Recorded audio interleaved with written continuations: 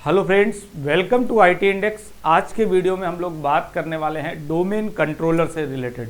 Previously हम लोगों ने जो बात की थी, अगर आप मेरी कंप्लीट प्लेलिस्ट के साथ कंटिन्यू कर रहे हो तो इससे पहले मैंने लैब सेटअप करने के बारे में बात किया था। आपको first module, second module, third module हम लोग कंप्लीट कर चुके थे।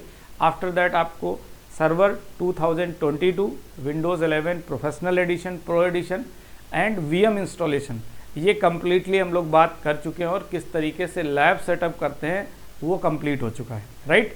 तो आप ऐसा मान के चल रहा हो कि आपके लैपटॉप में वीएम इंस्टॉल होगा, उसमें विंडोज़ 11 प्रो एडिशन होगा एंड सर्वर 2022 का ऑपरेटिंग सिस्टम इंस्टॉल होगा प्रॉपर, राइट। और इन तीनों के बीच में नेटवर्किंग कैसे करते हैं। नेटवर्किंग मीन्स आपका जो फिजिकल मशीन है, जो वीएम की दोनों मशीन है मीन्स सर्वर 2022 एंड 11 के बीच में किस तरीके से कनेक्टिविटी करते हैं, उसमें bridge, net and host only का क्या रोल है नेटवर्किंग के अंदर, उसके बारे में डिटेल से एक वीडियो मैंने बनाया। क्योंकि बहुत ही कन्फ्यूज़न होता है जब आप कनेक्टिविटी क्रिएट करते हैं कि आउटर से आईपी एड्रेसेस मिले, ब्रॉडबैंड राउटर से, या लोकल डीएचसीपी यूज़ हो, या फिर आपको नेटिंग क्रिएट करनी है। इस तरीके से जो भी प्रॉब्लम्स आती थी उनका प्रॉपर एक सोल्यूशन दे दिया एक वीडियो के अंदर, जिसको मैंने नाम दिया है कि networking between VM machines, right. Okay, तो स्टार्ट करें। इस वीडियो में मैं आपको जो बताने वाला हूं वो डोमेन कंट्रोलर से रिलेटेड इंस्टॉलेशन एंड कॉन्फ़िगरेशन के बारे में बात करेंगे। हर वीडियो की लैब करने से पहले मैं आपको थ्योरी पार्ट एक्सप्लेन करता हूं, मतलब उसकी डिटेलिंग करता हूं कि किस तरीके से उनका मीनिंग क्या है, उन कीवर्ड्स का मतलब क्या है, देन लैब करते हैं, राइट। तो हम लोग डायरेक्टली डीसी इंस्टॉलेशन नहीं कर रहे हैं। डीसी इंस्टॉलेशन के लिए क्या पहले से रिक्वायर्ड है वो सारी चीज़ों के बारे में बात करेंगे, ठीक है। देखो ध्यान से, जब भी हम domain controller installation and configuration की बात करेंगे तो planning before DC installation means hardware requirements क्या है, और ऑपरेटिंग सिस्टम अगर आपका इंस्टॉल है तो पहले से उसमें एक आईपी एड्रेस प्रॉपर असाइन है कि नहीं है, राइट, और यूज़र का स्ट्रॉन्ग पासवर्ड है कि नहीं, मतलब इस तरीके की चीज़ों के बारे में बात करेंगे। एडी इंस्टॉलिंग एडीडीएस रोल मतलब एक्टिव डायरेक्टरी डोमेन सर्विस। भाई डायरेक्टली डोमेन कंट्रोलर थोड़ा ना बन जाएगा। डोमेन कंट्रोलर बनाने के लिए आपको एक सर्विस इंस्टॉल करनी पड़ती है जिसको हम लोग एडीडीएस बोलते हैं, right. Promote to a domain controller, पहले आप सर्विस इंस्टॉल करते हो और इंस्टॉल करने के बाद उसको फिर क्या करते हैं हम लोग, प्रमोट करते हैं, मीन्स उसकी कॉन्फ़िगरेशन करते हैं जहाँ पे आपको डोमेन से रिलेटेड डिटेल्स फिल करने की ज़रूरत पड़ती है, राइट।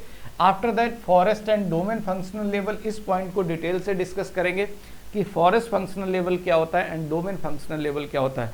आप ऐसे समझो कि डोमेन फंक्शनल लेवल वो डोमेन के इंटरनल काम करता है and forest functional level through out the forest काम करेगा। बट इन दोनों के बीच में डिटेल आगे बात करने वाले हैं, डिटेल के बारे में, मतलब डिटेल डिफरेंसेस के बारे में आगे बात करेंगे, ओके। पोस्ट इंस्टॉलेशन वेरिफिकेशन मतलब इंस्टॉलेशन के बाद वेरिफिकेशन कैसे चेक करेंगे। एडी यूज़र ग्रुप ऑब्जेक्ट्स कैसे क्रिएट करते हैं। ओयू एंड ग्रुप पॉलिसी मैनेजमेंट क्या होता है, right. Group policy backup and restore, ये ग्रुप पॉलिसी होती है, उनका बैकअप कैसे लेते हैं, रिस्टोर कैसे करते हैं। रिसाइकल बिन इन एडी मतलब एक्टिव डायरेक्टरी अगर डिलीट हो जाए, किसी भी वजह से एक्टिव डायरेक्टरी के ऑब्जेक्ट्स डिलीट हो जाए तो आप with help of recycle bin AD अगर आपने एक्टिवेट कर रखा है तो उसके थ्रू रिकवर कर सकते हैं। एंड रोमिंग प्रोफाइल, इन सभी के बारे में बात करेंगे। ये सभी लैब है, वन बाय वन सारी लैब है, राइट। बट डिटेलिंग करते हैं स्टेप बाय स्टेप, ठीक है।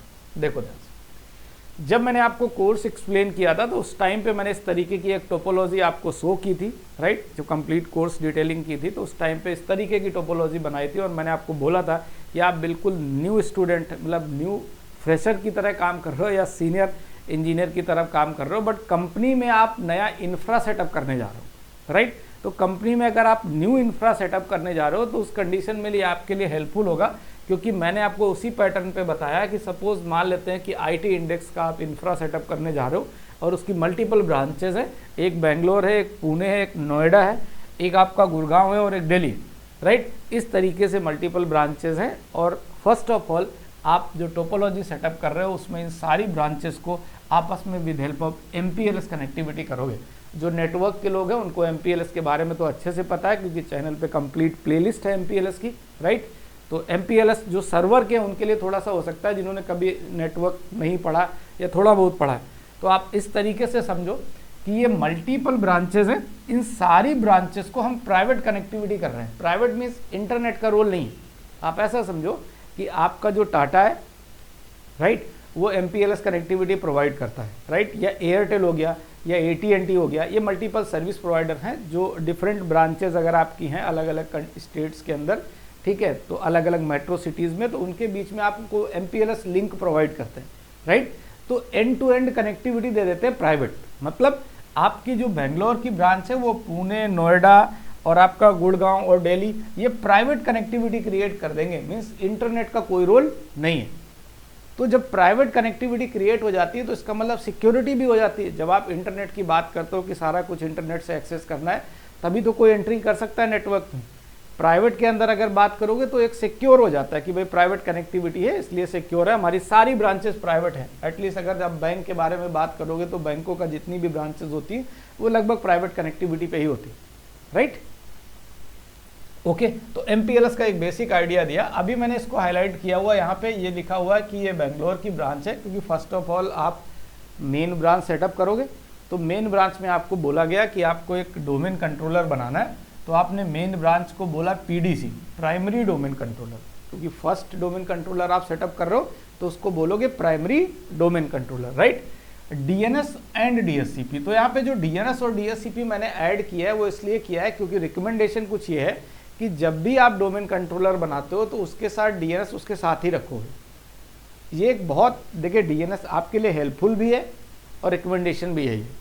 अगर काफ़ी बड़ा इंफ्रा होता है, मतलब अभी आपके सामने अगर कोई ऐसा इंफ्रा हो जहाँ पे DNS अलग से हो, क्योंकि DNS के फिर मल्टीपल सर्वर्स बनाने पड़ेंगे, primary DNS, secondary DNS, multiple secondary DNS create करने पड़ेंगे, तो उस कंडीशन से अगर आप बचना चाहते हो, मतलब आपके लिए उससे बचना चाहते हो उस तरीके की कॉन्फ़िगरेशन से, तो आप रिकमेंडेशन भी यही है कि आप अगर कंपनी आपको बोलती है और वो कहती है आप अपने अकॉर्डिंग एक अच्छा नेटवर्क सेटअप करो, तो आप DNS प्राइमरी डोमेन कंट्रोलर, या ऐसा बोलो कि डोमेन कंट्रोलर के साथ DNS को एक साथ ही रखना है, राइट। तो DNS एंड DSCP का रोल तो आपको पता है कि ऑटोमेटिक IP असाइन करना है, डायनेमिक IP देना है, तो वो अपने आप में DSCP का एक रोल है कि DSCP बगैर हम किसी भी सिस्टम को ऑटोमेटिक IP असाइन नहीं कर पाएंगे। ये तो एक बेसिक आइडिया है। बात सभी पे करेंगे, हम PDC भी सेटअप करेंगे, DNS भी सेटअप करेंगे, DSCP भी सेटअप करेंगे, ओके। तो टोपोलॉजी के बाद ये तो कंप्लीट टोपोलॉजी है जो हम लोग बनाएंगे, मतलब वही VM जिसमें मैंने सर्वर 2022 इंस्टॉल किया है, उसमें हम एक प्राइमरी डोमेन कंट्रोलर सेटअप कर रहे हैं अभी इनिशियली। आफ्टर दैट हम एक ब्रांच सेटअप करेंगे पुणे की, एक ब्रांच सेटअप करेंगे नोएडा की, राइट। और इन ब्रांचेस के बीच में आपस में कनेक्टिविटी भी कराएंगे, बिकॉज आप देख रहे होगे कि 10.0, 4.0, 3.0, 2.0 एंड 1.0 ये सभी डिफरेंट सबनेट्स हैं। ये तो आप सबनेटिंग के बारे में तो आइडिया हो गई, राइट। ये सारे डिफरेंट सबनेट्स हैं। इन सबनेट्स के बीच में अगर राउटिंग करानी है तो अक्सर जब राउटिंग करानी होती है तो हम राउटर के बारे में बात करते हैं, राइट, कि router is use for the connectivity of different network, दो डिफरेंट सबनेट कनेक्ट कराने हैं।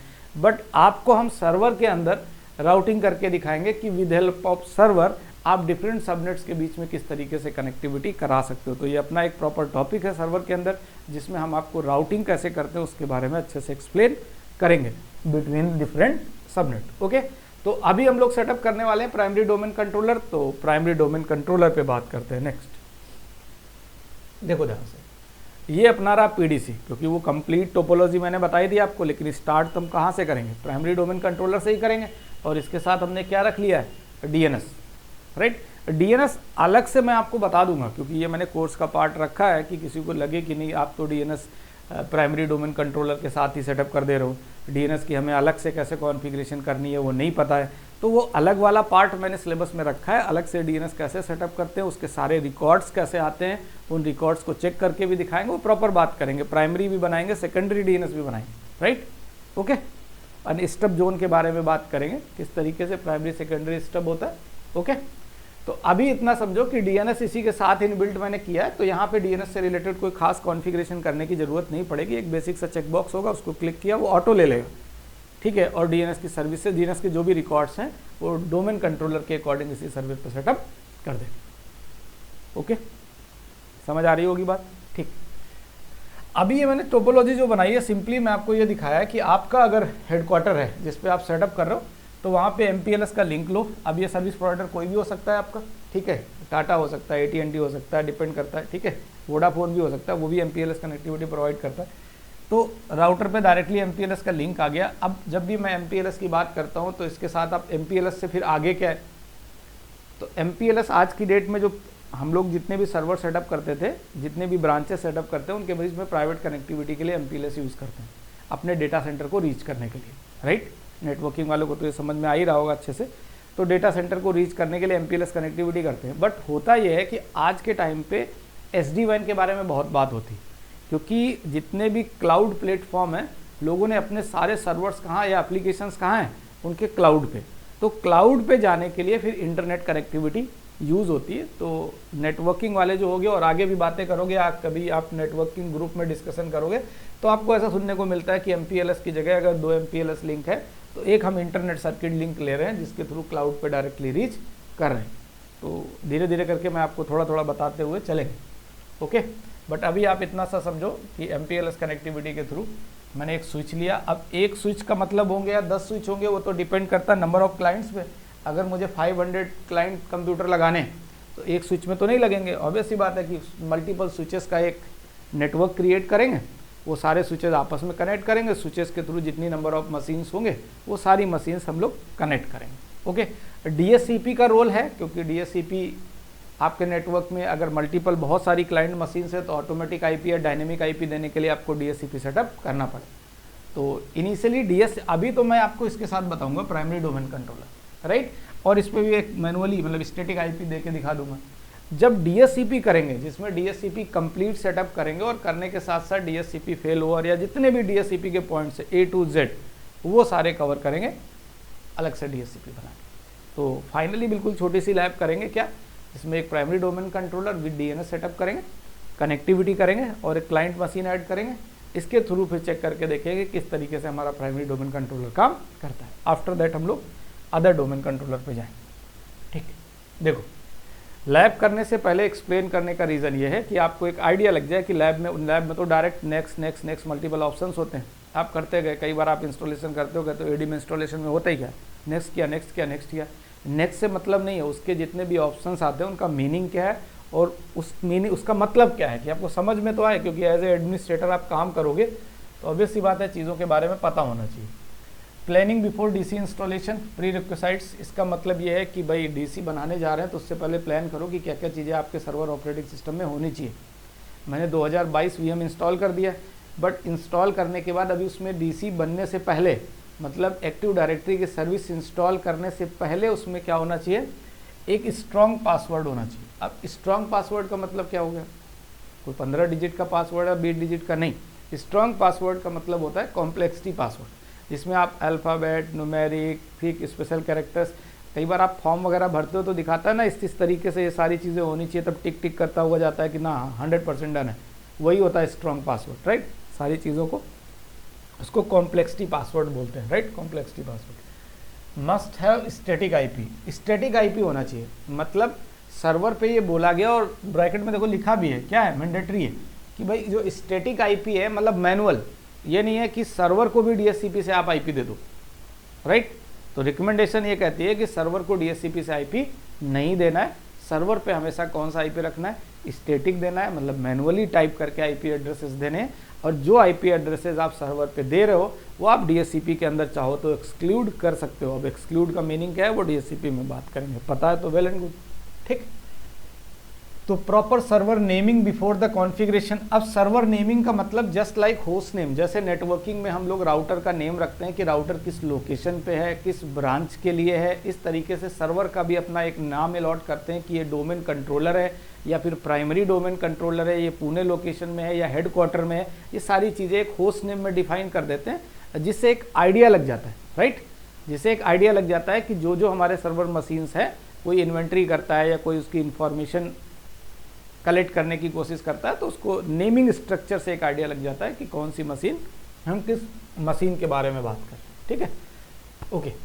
Time sync must be accurate, ये वाला पॉइंट जो है इसको इसलिए ध्यान रखना है कि जब आप सर्वर 2022 इंस्टॉल तो कर लिया, अगर इंस्टॉलेशन के टाइम पे आपने India and time zone proper select किया देन नो इशू, लेकिन हो सकता है इंस्टॉल किसी और ने किया, DC आप बनाने जा रहे हो, तो एट दैट टाइम आप डेट टाइम कैलेंडर सेटिंग में जाके टाइम जोन प्रॉपर सेट कर लीजिए, क्योंकि जो भी सिंक्रोनाइजेशन होगा, जो भी सिंक होगा, जितने भी सर्वर्स मशीन्स हैं उनके बीच में टाइम जो है वो प्रॉपर होना चाहिए। अगर टाइम डिफरेंट है तो फिर सिंक में प्रॉब्लम होगी, काफ़ी प्रॉब्लम होगी। इसलिए इनिशियली जब आप डोमेन कंट्रोलर सेटअप करने जा रहे हो तो एटलीस्ट डोमेन कंट्रोलर का जो टाइम जोन है वो प्रॉपर होना चाहिए।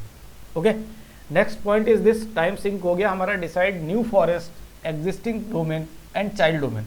ये टर्म्स जो हम लोग बात करेंगे, अभी मैं आपको इसको थोड़ा थोड़ा आइडिया देता हूँ। New forest means first time मैं अपना हेडक्वार्टर का जो डोमेन कंट्रोलर बना रहा हूँ पहली बार बनाने जा रहा हूँ। इसका मतलब मैं करने क्या जा रहा हूँ, अपना एक नया फॉरेस्ट सेटअप करने जा रहा हूँ, राइट। न्यू फॉरेस्ट क्रिएट करने जा रहा हूँ। इट मीन्स आप ये न्यू फॉरेस्ट वाले ऑप्शन को सेलेक्ट करोगे। एंड एग्जिस्टिंग डोमेन का मतलब क्या हुआ, एग्जिस्टिंग डोमेन का मतलब ये हुआ कि पहले से कोई डोमेन बना हुआ है, ठीक है। मतलब ऐसा बोलो पहले से कोई फॉरेस्ट है, मतलब जब भी मैं एग्जिस्टिंग डोमेन की बात करता हूं तो पहले फॉरेस्ट होगा, ठीक है। और यह एग्जिस्टिंग डोमेन का मतलब अगर आप डोमेन कंट्रोलर क्रिएट कर रहे हो इन अ डोमेन, तो उस कंडीशन में आप एग्जिस्टिंग डोमेन के बारे में बात करोगे। चाइल्ड डोमेन का मतलब क्या हुआ कि डोमेन पहले से है, उसके नीचे कोई पेरेंट है, उसका कोई चाइल्ड बना रहे हो, तब आप चाइल्ड डोमेन कंट्रोलर की बात करोगे। Okay, next point, decided domain name.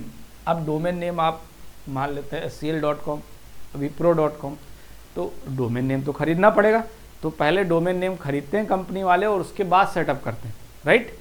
बिना नाम खरीदे हुए सेटअप नहीं करना है। एटलीस्ट जिस नाम को आप as a domain controller use कर रहे हो वो नाम आपने ग्लोबली जो वेबसाइट है जहाँ से डोमेन कंट्रोलर परचेज करते हैं वो वहाँ से नाम लिया होना चाहिए, राइट। ओके, बाकी जब कॉन्फ़िगरेशन करेंगे तो हम खुद ही आपको कौन सा डोमेन कंट्रोलर दिखाएंगे, itindex.in जो हमारा खुद का अपना डोमेन है, नेम है, उसी के साथ हम अपना डोमेन कंट्रोलर सेटअप करेंगे। ओके, तो क्लियर हो जाएगा आपको कि किस तरीके से नेम खरीदते हैं, वो तो आइडिया लग ही जाएगा। और उसके बाद उसी को ही एज ए डोमेन कंट्रोलर हम अपना एक्टिव डायरेक्टरी के साथ कैसे सेटअप करें, ठीक, बहुत बढ़िया। अब इंस्टॉलिंग ADDS रोल्स, आ जाओ यहाँ तक। तो पॉइंट्स, ये सारे पॉइंट्स जरूरी थे कि strong password, static IP, server naming, time sync, forest, existing domain, child domain and domain name, clear. Installing ADDS roles, तो एक्टिव डायरेक्टरी आपने डिसाइड तो कर लिया कि ये चीज़ें ओके हैं। तो नाउ नेक्स्ट ऑप्शन क्या है कि अब हम ADDS, जो मोस्ट इंपॉर्टेंट पॉइंट पे आ गए हम लोग, एक्टिव डायरेक्टरी डोमेन सर्विस को इंस्टॉल करेंगे, जिसे इंस्टॉल करने के बाद ही आपका जो सर्वर मशीन है जो 2022 हमने VM में इंस्टॉल की है, उसी मशीन को as a domain controller create करेंगे। ओके, लेकिन उससे पहले क्या करेंगे, ADDS का रोल ऐड करेंगे और रोल ऐड करने के बाद DNS के अंदर फाइनली उसको ऑटोमेटिकली इंस्टॉल कर देंगे। जैसे इंस्टॉल होगा, क्योंकि इंस्टॉलेशन से ही काम नहीं चलेगा, मैंने आपको बोला ADDS की सर्विस इंस्टॉल होगी देन कॉन्फ़िगर होगी, राइट। तो कॉन्फ़िगरेशन वाला जो पार्ट है वो प्रमोटिंग टू डोमेन कंट्रोलर, मत जब आप ADDS की सर्विस, ADDS वाला जो रोल है जब आप उसको इंस्टॉल कर लोगे, आफ्टर दैट आपके पास एक ऑप्शन क्रिएट होता है कि इसको प्रमोट करो as a domain controller. Then आपको मल्टीपल कॉन्फ़िगरेशंस करनी पड़ेंगी, मीन्स डोमेन नेम असाइन करना पड़ेगा, forest functional level, domain functional level and new forest create कर रहे हो या एग्जिस्टिंग डोमेन क्रिएट कर रहे हो या चाइल्ड डोमेन क्रिएट कर रहे हो, इन सारे ऑप्शंस को सेलेक्ट करना होगा किस टाइम पे, जब आप promoting to a domain controller setup करो, ठीक है। ये लैब करेंगे बट स्टार्टिंग में चीज़ें समझ में आ जाएंगी तो वेल एंड गुड, ठीक। देखो अब बात कर रहे हैं, यहाँ पे 3 ऑप्शंस आते हैं। जब भी प्रमोट अ डोमेन कंट्रोलर करोगे तो 3 ऑप्शंस आपके सामने आएंगे। एक आएगा add a domain controller in an existing domain, और दूसरा आएगा add a new domain in an existing forest, add a new forest. इन तीनों ऑप्शन, तीनों जो बटन टैप्स आपके सामने शो करेगा ना, इनमें से कोई एक सेलेक्ट करके आप कंटिन्यू करो, तो ये ज़्यादा इंपॉर्टेंट है। इन्हें समझ, अभी मैं इसके जस्ट बाद वाले स्लाइड में इन तीनों को डिटेल से आपको एक्सप्लेन करता हूँ, राइट। तीनों के ऑप्शंस को एक्सप्लेन करता हूँ विद डायग्राम, तो समझ में आएगा। Set the DSRM, active directory service restore mode, ये एक्टिव डायरेक्टरी से रिलेटेड है। AD टर्म इसलिए निकल रहा है क्योंकि ये एक्टिव डायरेक्टरी का अगर बैकअप रिस्टोर करना है तो इस मोड में मुझे जाना पड़ेगा, that is called directory service restore mode. Okay, जैसे सेफ मोड में जाते हो F8 प्रेस करके, इस तरीके से एक्टिव डायरेक्टरी रिस्टोर मोड होता है कि रिस्टार्ट करने के बाद में एक बटन प्रेस करनी पड़ेगी, F11 12 लाइक दैट। उसके बाद में आपको एक्टिव डायरेक्टरी रिस्टोर मोड देखने को मिलेगा, या F8 के अंदर ही आओगे तो वहाँ पे मल्टीपल ऑप्शंस मिल जाएंगे, ठीक है। वो की नंबर तो डिपेंड करता है, आप सर्च कर सकते हो कहीं से भी। वहाँ पे आपको active directory service restore mode मिलेगा, उस पर क्लिक करना है, मोड के अंदर आना है, फाइनली सेम ऑपरेटिंग सिस्टम जैसे ओपन होता है वैसे ही ओपन होगा, और वहाँ जाके एक्टिव डायरेक्टरी अगर हमारी करप्ट हो चुकी है, कोई प्रॉब्लम आ रही है, तो हमारे पास पहले से बैकअप होगा, तो हम उसको रिस्टोर कर सकते हैं with help of directory service restore mode. Okay, after promotion the server becomes a domain controller. इसका ये पासवर्ड जो टर्म लिखा हुआ है इस पर भी थोड़ा बता देता हूँ, क्योंकि जब आप एक्टिव डायरेक्टरी इंस्टॉल कर रहे हो, मतलब आप ये करो ना प्रमोटिंग द डोमेन कंट्रोलर, तो उस टाइम पे आपसे एक्टिव डायरेक्टरी रिस्टोर मोड का पासवर्ड पूछेगा। तो उस टाइम पे जब एक्टिव डायरेक्टरी रिस्टोर मोड का पासवर्ड आप दोगे, और जब एक्टिव डायरेक्टरी में प्रॉब्लम आएगी एंड रिस्टोर करने जा रहे हो, तो यही सेम पासवर्ड मांगेगा जो कि एक्टिव डायरेक्टरी रिस्टोर मोड का पासवर्ड हो। ठीक, तो ध्यान रखना इंस्टॉलेशन के टाइम पे आपसे मांगता है, जब करेंगे इंस्टॉलेशन जब लैब पोर्शन में, तो अगेन हाईलाइट कर दूंगा आपको, राइट। आफ्टर प्रमोशन मतलब कंप्लीट कर लिया, the server become the domain controller, right. Server क्या बन जाएगा, डोमेन कंट्रोलर, बट इसके अंदर बीच में डीएनएस वाला ऑप्शन भी आएगा, राइट। एक जीसी का ऑप्शन भी आता है, ग्लोबल कैटलॉग के बारे में आता है। डीएनएस वाला तो आप डिसेबल इनेबल कर सकते हो, बट जीसी वाला नहीं कर सकते। क्यों नहीं कर सकते, वो बात करेंगे लैब सेक्शन के साथ, ठीक। Forest and domain functional level, ये भी इंपॉर्टेंट है। देखो ये 3 पॉइंट्स पहले ये हो गए, और 2 पॉइंट ये हो गए, forest functional level and domain functional level. Okay, तो नेक्स्ट में एक्सप्लेन करता हूँ, वही मीनिंग ये लिखा हुआ है, नेक्स्ट में यहाँ थोड़ा सा डिटेल से आपको समझ में आ जाएगा। देखो ये समझ में आना भी चाहिए, क्योंकि स्ट्रक्चर अगर आपको समझ में नहीं आया फॉरेस्ट का,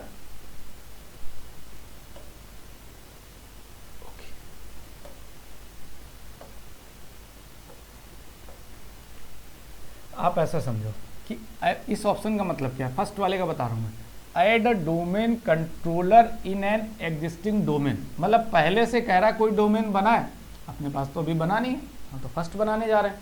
तो इस ऑप्शन का मतलब तो कुछ नहीं रहा, हम इसे सेलेक्ट नहीं करेंगे, क्योंकि पहले से कोई फॉरेस्ट तो है नहीं, पहले से कोई डोमेन तो है नहीं, पहले से कोई ट्री तो बना नहीं है, तो इस ऑप्शन को सेलेक्ट करने का कोई मतलब नहीं। Next, add a domain in an existing forest, कह रहा है पहले से कोई डोमेन है तो डोमेन कंट्रोलर बना दो, जब डोमेन है ही नहीं तो डोमेन कंट्रोलर क्या बनाएंगे। कह रहा है पहले से कोई फॉरेस्ट बनाओ तो आप नया डोमेन ऐड कर दो, तो पहले से कोई फॉरेस्ट भी नहीं बनाए, तो हम फर्स्ट टाइम बनाने जा रहे हैं ना डोमेन कंट्रोलर, तो जो फर्स्ट टाइम डोमेन कंट्रोलर बनाने जा रहे हैं इसका मतलब हम एक नया फॉरेस्ट ऐड करने जा रहे हैं। क्या ऐड करने जा रहे हैं, नया फॉरेस्ट ऐड करने जा रहे हैं। तो मैं मान के चलता हूँ, आपको एक टोपोलॉजी ऐसे बना रहा हूँ कि ये देखो, ये माना कि मैंने एक, ये आप इस तरीके से समझो कि ये मैंने एक डोमेन कंट्रोलर बना दिया। ये वही है जिसमें हम ADDS की सर्विस अभी इंस्टॉल कर रहे थे ना, ध्यान होगा ADDS की सर्विस, और मैं ये भी बोला था ADDS की सर्विस के साथ हम इसको DNS इसी के साथ रखेंगे, राइट। और इतना करने के बाद ये बन जाएगा primary domain controller with DNS, right, बन गया। अब ये डोमेन कंट्रोलर अगर बन गया है तो इसकी जो बाउंड्री लाइन मैंने ये खींची है, इसको क्या बोलते हैं हम लोग, डोमेन। कई बार आपको ये डिफरेंस करने में प्रॉब्लम होती है कि डोमेन क्या होता है, डोमेन कंट्रोलर क्या होता है। तो डोमेन है इसकी लॉजिकल बाउंड्री के बारे में बात कर रहे हैं, और डोमेन कंट्रोलर वो फिजिकल सर्वर है जिसपे हमने एक्टिव डायरेक्टरी की सर्विस इंस्टॉल की। क्लियर, डोमेन कंट्रोलर वो एक फिजिकल सर्वर है जिसपे मैंने एक्टिव डायरेक्टरी की सर्विस इंस्टॉल की है, that is called domain controller, और इसकी जो लॉजिकल बाउंड्री है उसको हम बोलेंगे डोमेन। और इसे मैंने डोमेन कंट्रोलर न बोल के प्राइमरी डोमेन कंट्रोलर इसलिए बोला है क्योंकि ये पहला डोमेन कंट्रोलर हम सेटअप कर रहे हैं, इसलिए हमने इसको क्या बोला है, प्राइमरी डोमेन कंट्रोलर। क्लियर, तो ये किसके थ्रू करेंगे, क्योंकि आप फर्स्ट कंपनी का पहला डोमेन कंट्रोलर सेटअप करने जा रहे हो, इसलिए आप ऑप्शन सेलेक्ट करोगे ये, इस ऑप्शन को सेलेक्ट नहीं करो, ठीक। फर्स्ट के लिए आप यही सेलेक्ट करो, ठीक। अब सेकंड ऑप्शन क्या है, इसके बाद आप इसको समझो, इस वाले ऑप्शन, इसका मीनिंग क्या है। अब एट ए टाइम तो एक ही करोगे ना, तो पहले तो प्राइमरी बनाओगे। सपोज मान लेते हैं किसी ने कहा कि नहीं ठीक है, प्राइमरी डोमेन कंट्रोलर तो ये है, आपको इसके अंदर एक और डोमेन कंट्रोलर बनाना चाहिए, या 2 बनाने चाहिए, या 3 बनाने चाहिए डोमेन कंट्रोलर, राइट। तो ये जो इंटरनल डोमेन कंट्रोलर हैं ये क्या बोले जाएंगे, ये एडिशनल डोमेन कंट्रोलर बोले जाएंगे। ये सभी ADC, additional domain controller, additional domain controller. जब एडिशनल डोमेन कंट्रोलर आप बनाओगे उस समय जो ऑप्शन सेलेक्ट करोगे वो ये सेलेक्ट करोगे, add a domain controller, add a domain controller, क्योंकि ये तो डोमेन कंट्रोलर ही है ना तीनों, तो ऐड अ डोमेन कंट्रोलर जब आप सेलेक्ट करोगे इन एन एग्जिस्टिंग डोमेन, मतलब पहले से ये डोमेन तो बना हुआ है ना। अरे आप देखो ये पहले से एक डोमेन की बाउंड्री तो है, राइट। इसी डोमेन के अंदर ये डोमेन कंट्रोलर जो आप ऐड कर रहे हो, तो यही कह रहा है add a domain controller in an existing domain. एक डोमेन के अंदर आप डोमेन कंट्रोलर बनाओ, कितने भी बना सकते हो। आप कहोगे सर कितने को बना सकते हैं, इसलिए बना सकते हैं कि जो ये एक्टिव डायरेक्टरी डेटाबेस है, यही सेम एक्टिव डायरेक्टरी डेटाबेस आपको इन एडिशनल डोमेन कंट्रोलर पे ही मिलेगा। मतलब एक डोमेन के अंदर एक्टिव डायरेक्टरी डेटाबेस एक ही रहेगा, इस बात को ध्यान में रखना है, ठीक। तो ये दो options clear. Add a new forest first time के लिए करेंगे, ऐड डोमेन कंट्रोलर मतलब पहले से कोई डोमेन है उसके अंदर एडिशनल ऐड करने हैं, तो इस ऑप्शन को सेलेक्ट करेंगे। अब इस पे बात करते हैं, कौन सा, इस वाले ऑप्शन के बारे में, ठीक है। देखो ये कह रहा है add a new domain, domain controller नहीं कह रहा है, आप देखो ना सेलेक्ट करने, डोमेन कंट्रोलर नहीं कह रहा, केवल डोमेन कह रहा है। इधर क्या कह रहा था, डोमेन कंट्रोलर। तो ऐड अ न्यू डोमेन का मतलब इसके अंडर में हम एक नया डोमेन बना रहे हैं। ये क्या हुआ, एक नया डोमेन। तो जब ऐड अ न्यू डोमेन की बात करेंगे तो इस वाले ऑप्शन को सेलेक्ट करेंगे, मतलब ऐड अ न्यू डोमेन मतलब child domain, add child domain controller CDC. Child domain अभी प्रीवियस बात की थी हम लोग, तो चाइल्ड डोमेन कंट्रोलर का मतलब सीडीसी। तो तीनों point clear. First time setup कर रहे हैं, हेडक्वार्टर में पहला डोमेन कंट्रोलर बना रहे हैं, देन आपको सेलेक्ट करना है ऐड अ न्यू फॉरेस्ट, पहला बन गया तो इसका मतलब उसके अंदर एडिशनल डोमेन कंट्रोलर करने, एक्टिव डायरेक्टरी सेम रखनी है, देन आपको domain controller in an existing domain करना है। अगर आपको अपना फॉरेस्ट बड़ा करना है, पेरेंट है उसका चाइल्ड बनाना है, देन आपको सेलेक्ट करना है add a new domain in an existing forest. Clear. अब आगे हो इधर, forest and domain functional level क्या होता है। फंक्शनल लेवल्स का ऑप्शन जब आप एक्टिव डायरेक्टरी इंस्टॉलेशन कर रहे होंगे एट दैट टाइम, जहां पे आप प्रमोट डोमेन कंट्रोलर की बात की, उस जगह पे आपको ऑप्शन दिखेगा कौन सा, forest and domain functional level. अब जैसे मैंने आपको बोला कि ये तो एक डायग्राम है, इसमें एक पेरेंट है एक चाइल्ड है, इसमें एक पेरेंट और भी चाइल्ड हो सकते हैं, ये पूरा ट्री बन जाता है, ये पूरा ट्री बन जाता है। इसके आगे एक नया ट्री बनाना है तो इस तरीके से एक दूसरा ट्री बन जाएगा। तो इस तरीके से ही तो कंप्लीट फॉरेस्ट को बड़ा कर सकते हैं हम, राइट। ये बन गया हमारा फॉरेस्ट, बड़ा फॉरेस्ट हो गया, राइट, ओके। तो अब फंक्शनल लेवल आप समझो क्या है, फॉरेस्ट एंड डोमेन। आप डोमेन फंक्शनल लेवल पहले समझो, डोमेन फंक्शनल लेवल। तो डोमेन इस तरीके से, जैसे मैंने बोला कि डोमेन 2016 या फिर 2019 या 2022, मैं इन तीनों पे बात करता हूँ। मैंने डोमेन फंक्शनल लेवल जो सेट किया, वो डोमेन फंक्शनल लेवल सेट किया 2019। इसका मतलब क्या है, इसका मतलब ये है कि इंटरनल जितने भी primary domain controller, additional domain controller, जितने भी डोमेन के अंदर है, इन सभी में 2019 का ऑपरेटिंग सिस्टम होगा। इसका 2019 का या इसके बाद का, इससे लोअर वर्जन नहीं होगा, ये सपोर्ट ही नहीं करेगा।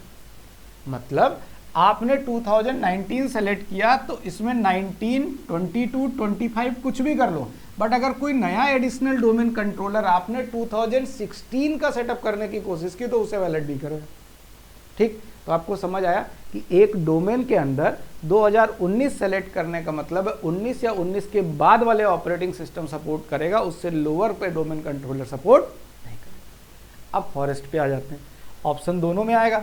फॉरेस्ट में आपने सेलेक्ट कर दिया 2016, इसलिए आपने किया, आपको लगता है क्योंकि पुराने सर्वर्स पहले से रनिंग में है, नेटवर्क काफ़ी बड़ा है, पुराना नेटवर्क है, तो आपके यहाँ जो दूसरी मशीन्स होंगी 2016 भी हो सकती हैं, राइट। वो डिपेंड करता है, लाइसेंस वर्जन हो सकता है 16 से 19 में अपडेट कर दिया गया उनको, राइट। बट मान लेते हैं कि 2016 आपने इसलिए सपोर्ट किया कि इंटरनल जो पुरानी कोई सर्वर्स लगे हुए हैं, अगर उसमें कोई 2016 है, 2019 है, 2022 है या 2025 है या इसके बाद जो भी आएंगे, वो सभी सपोर्ट कर जाएगा कंप्लीट फॉरेस्ट के अंदर। मतलब मिनिमम 2016 ऑपरेटिंग सिस्टम वाली मशीन आपके फॉरेस्ट में अदर डोमेन के अंदर ऐड हो जाएगी, राइट। तो आप इस बात को समझो, domain functional level complete domain के अंदर की बात करता है और forest functional level through out the forest की बात करता है, कंप्लीट फॉरेस्ट की, राइट। ठीक है, आई थिंक अच्छे से क्लियर हुआ होगा।